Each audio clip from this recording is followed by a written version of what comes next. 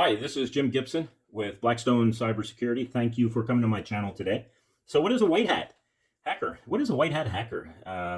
White hats in the old cowboy times, the good guys had the white hats, and the criminals always had the black hats. And of course, there's also gray hats. So, white hat hacker is a person who is ethical and who is attempting to break into a system to help the company with their network. Now, of course, before they do something like that, they're going to first get what's called a get out of jail card. So they have to contract with the company before they attempt to break in. And if they break in without permission, you can end up before a judge and in trouble for that. So if you're thinking about becoming an ethical hacker, which is a white hat, then there's certain procedures you got to follow, and there's certain training you have to follow. And we're going to talk about the training a little bit later in this time. But white hat hackers are very valuable. The other hackers are the black hats, or the evil guys that go into a system and try to destroy it, or they try to break in for financial reasons. And so, that creates a problem. Now, the gray hats are the in-between guys. They're actually black hats, even though they call them gray hats. They pretend to be white hats during the day, and then at night they do the black hat stuff, and they call them gray hats. There's a lot of different reasons why people break into networks. It's primarily these days finances, but it could be espionage, and then also it could be what they call hacktivists, which are activists who are hackers, and they break into a network or to a website or to something like that to disrupt, to destroy the reputation of the company. They can do a distributed DOS or just a plain denial of service, just to bring down their reputation. So they're black hats also, and their purpose is not to help the company find problems in their cybersecurity, but they're there to destroy the company either in reputation or physically destroy their network or database. And it does happen. It happens a lot more than you know.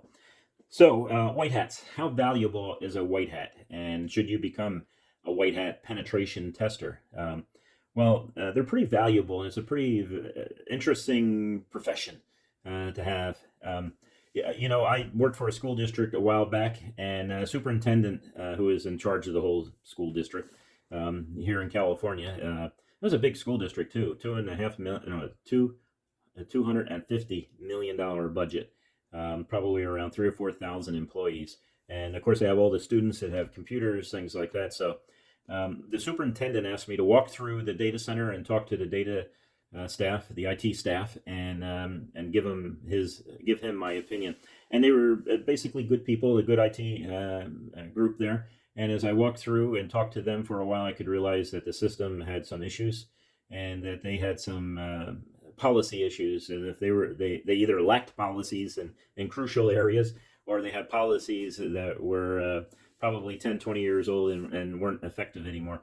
So I told the superintendent that most likely they were being hacked. And as we speak, I said, so, but the IT staff disagreed with me. And sometimes IT is different than cybersecurity. And maybe we'll talk about that in another thing, how cybersecurity should be treated actually different than IT. But to be a good cybersecurity person, you better have a really good background in IT. But at any rate, they said no. It was their system was secure, and I was pretty sure it wasn't. So I suggested that they hire a company that does penetration testing, the white hats. And so they agreed about that, that they would do that, that they would employ a penetration tester. And again, if you're a penetration tester, you better have a contract, because if you don't have a contract signed by upper management giving you authority to try to break into their system, you can end up in front of a judge, and you can end up in some serious trouble. So if you're a white hat and you're a professional, then do it the right way and get that contract. That contract is called the get out of jail card, and it gives you certain permissions. But anyway, they hired this company, and when they hired this company, they did the pen test. They charged $16,000, and I don't think they spent more than just a couple hours on it. But every attempt they made, within a few minutes, they were able to break into the routers and the switches and everything else from outside. By the way, they were able to walk the network completely through. So, and they had documentation of proof and what the issues were. They also mentioned that they broke most of the passwords within a few minutes. The passwords, of course, were on, that had been, some of them were 10 years old, some of those passwords. And they they were names of people's dogs and girlfriends and things like that. So our dictionary words, and everybody had a list of all the different passwords for all the different routers, and they probably had about 25, 30 routers and probably twice that many switches throughout the network. It was a scattered campus type of deal. They were scattered all throughout the area, all the schools and the administration, and everybody was on the network, including the students. So they pointed out that the passwords were pretty easy to break into. And of course, the vulnerability here is not that it's just pretty easy to break into. I mean, that's a big vulnerability right there. Names, dictionary words can be broken really fast. I mean, within seconds in some cases. But the problem is that if you have disgruntled employees, they leave, they have these passwords, you haven't changed them, and they didn't use a centralized administration. So they could have used a centralized administration, and they could have given all the employees individual passwords to work on a system if they actually had to go out on location to work on a router, which is very unusual. But at any rate, each technician could have had their own password and their own login, and they could have been changed when that technician was no longer with the company.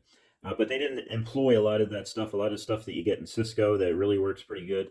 And and in other routers and switch manufacturers, we're not dealing with these routers and switches that you get on, let's say, Walmart or something like that, or you buy online. We're talking about professional routers, stuff like that. They didn't have a really strong firewall either. They had a very regular firewall you'd find in your house. So it wasn't a commercial grade firewall that was administered properly. So they came back and they pointed out all the areas there was a problem in, and to their credit, they did take action. Now, I also recommended they get another pen test from a different company, and within 6 months to see if the problems were actually solved. Give them a couple months to solve the problem, or as fast as they possibly can, and report back to you. Now, just keep in mind that cybersecurity people are different than just your IT staff.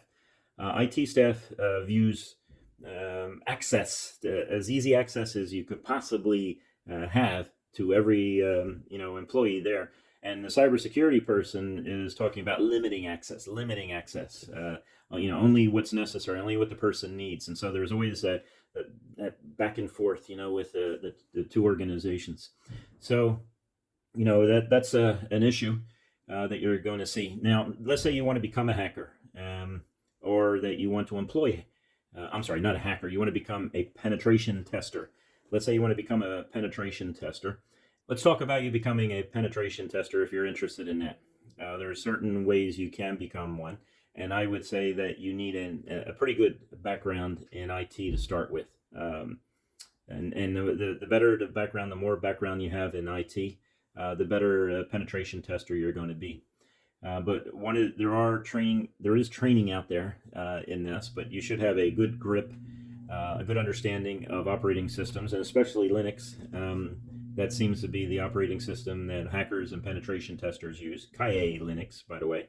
And there's a person who I want to give credit to. I've taken their course, and you might want to give it a try. And it's Cbt Nuggets. So if you go to cbtnuggets.com, and you look for Keith Barker. Easy to follow, interesting, really brings you all the way through, what you need to know as a white hat. And he's going to use Kaye Linux. It's a certain version of Linux software. And he's going to talk about that, how to load it into your system. He's going to go through all the software that it has. And this is what hackers use, by the way. They use this software, and they use the same software. Of course, they do their own thing, too. They write their own software. But the days of, you sit there and you type and you try this password, or you try that password, or you try that one. No, hackers and white hat pen testers do not, I don't think they do it that way. I guess you could, if you just want to try something quick. But there is software out there that can actually go out and look for passwords. And the passwords that it will look for, it can, millions and millions of passwords it can go through and get into your system. I know one of the things I did years ago to my routers was if you missed 3 times, it would time you out for a minute or two. And I thought that was going to be enough. It would frustrate people. You couldn't use that software that just keeps on banging away at your system. But what they did was, or what someone told me, they said, well, you can program some of this Kaye Linux where it will just test once every 5 minutes once every 5 minutes, and it's never going to be kicked out. And I said, yeah, but that's really long. And he said, man, you can put the computer in the corner of your room and let it work on its own for a year and a half until it breaks the password. Well, that's called brute force. There's other ways to break into a system. There's also physical ways to break into a system. But the bottom line is this CBT Nuggets is really a good deal. I had them on a lot of training, and they really taught me a lot. Another one is that if you're an IT person, sometimes IT people specialize in certain things. So you're going to have your Microsoft systems engineer type of people, Microsoft experts.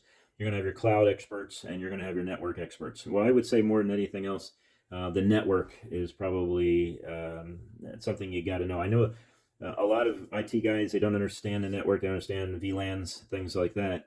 And if you don't have a really good understanding of VLAN spanning tree technology, things like that, and how routers and switches work, it's really hard to be a penetration tester without those type of abilities. But anyway, there are books out there, and I love books, as you could see up there. I love those books, and to me, it's really great. I can get up early in the morning with peace and quiet.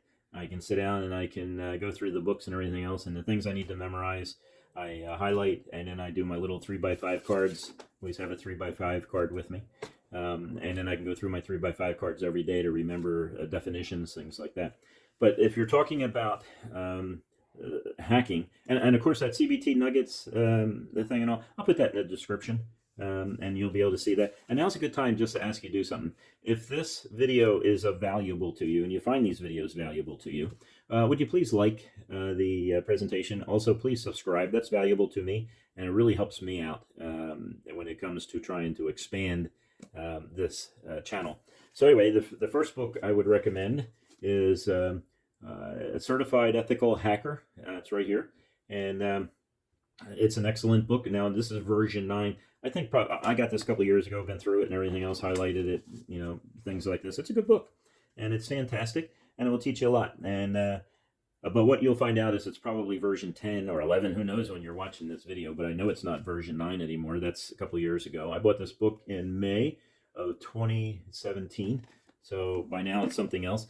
And I bought it as a set, so I got the practice tests in here and everything else. And this is a good deal. It really teaches you a lot. Now, if you're new to the industry and you're saying, well, I'm just a person who goes around and set up PCs or things like that, but I really like this, and I really like to do this eventually. Well, that's a good goal. There's nothing wrong with that. That's a great goal, in fact. One of the things I would do first is obviously I learn the operating system, especially Linux. Hackers and pen testers use Linux software. But I would also start working on my Network Plus. This is a bundle also. I got this in this year, actually. This is my second one. I've had an older one, went through it. It's a pretty good deal. I kind of like to keep this because I train people, and so I kind of like to keep the one that I'm training people on, giving classes on. And so I got the latest, greatest. The other one, I think the pages are falling out. I found it really interesting. And then once you're done Network Plus, which I highly recommend, obviously, first operating system, and then Network Plus. And practice, get an old computer, get a couple old computers, set up a network. And what's really interesting? If you go to CBT Nuggets, Keith Barker, he'll talk about the network there on his Kyle Linux class, and he'll talk about all the software and how to load the software, how to hack into networks, how to set up a network you can hack into on your own, things like that. So, and just using one computer, because he'll set it up that way so you can do it, and tell you how to do it. I mean, it's an excellent program. But after I was done Network Plus, I would do Security Plus. That would be an excellent one to do. And that's really going to give you a general background in security, and it's excellent. Of course, Cisco, basic courses in Cisco, I just eat those up, man. I just wear out those books for years, setting up routers and switches, making sure that they're set up in such a way that people aren't going to hack into them, things like that. And there is a good design and there is a bad design in the network. Sometimes I just see people take like switches, and we're talking about commercial areas here. There's a lot of people working in IT and everything else, and they'll just sort of switch into the rack and plug things in, and it's not secure, it's not programmed correctly. You're going to have a lot of problems.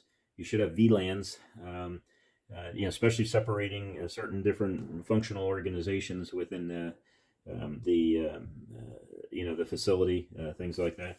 Voice over IP, VoIP should be in a separate VLAN, things like that. Don't put them all together. I see a lot of people throwing them together on the same VLAN.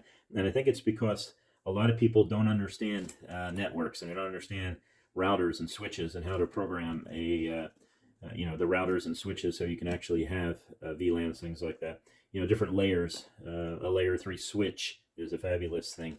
But anyway, make a long story short on all this, you got to do that type of training. You got to learn the different things, and it's not something that is light. So learn IT, learn it thoroughly, learn operating systems, and if you're really good with software, and you really, software is easy for you and things like that, well, then you're going to have a really good time in ethical hacking area. And I think, there's another thing too. There's a lot of there's people who are software experts in cybersecurity, and they can go through and actually look at code. I am not one of those, but they can go in there and they can look at the code and they can tell you whether or not the code can be compromised. And if you're doing code, in your profession, then you better know how to do secure code. Because and also how to check to make sure that the code that you're receiving from someone else, the software you're receiving from somewhere else, is actually solid software that doesn't have any viruses in them or easily hacked and things like that. So you got to check these things, but you may not be an expert in this area. You may just be a penetration tester. It was kind of interesting that I saw someone do an interesting side of penetration testing, and of course they were ethical, and they were doing illegally the right thing. They had a contract that allowed them to do this. But what they did is they took their secretary, who understood computers also, and they piled a bunch of books, and she was carrying all these books, and she was dressed professionally and all. She looked like an office worker. And at the time that all the employees were going into the building, she walked up to the door with her arms completely full of books.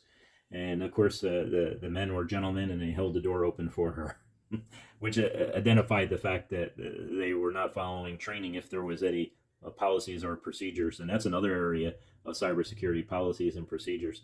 And when you do ethical hacking, when you're looking at breaking into the system from the outside, breaking in from the inside, breaking into a system into the parking lot. I've seen a guy break in legally. Again, I'm talking about legal, ethical hacking. When I saw him sit in the parking lot, open up his laptop about 7 o'clock in the morning, and it was supposed to be a super secure Wi-Fi system and all this other stuff. And I would say within 10 minutes, he left a document in the CEO's computer to point out the fact that he had been there. And I thought that was kind of humorous. And I was really impressed that he did that and how fast you broke into the Wi-Fi. So don't believe just because you hide the SSID code and you have these difficult passwords and things like that, that somehow you're super protected. No, there's other ways. There's numerous ways, and there's new ones every week. But if you have the skill and you have the background in IT, you have the background in cybersecurity, and you have the background in ethical hacking, well, you learn something new every day. But it all fit within the parameters of what you already know. You'll understand enough to know what to look for next time you're doing it. And then, of course, after you're all done all this training, I always recommend this. You need to, I would think you need to anyway, is go for CISSP, Certified Information Systems Security Professional. That's probably the toughest certification out there. I am a CISSP, been a CISSP for many, many years.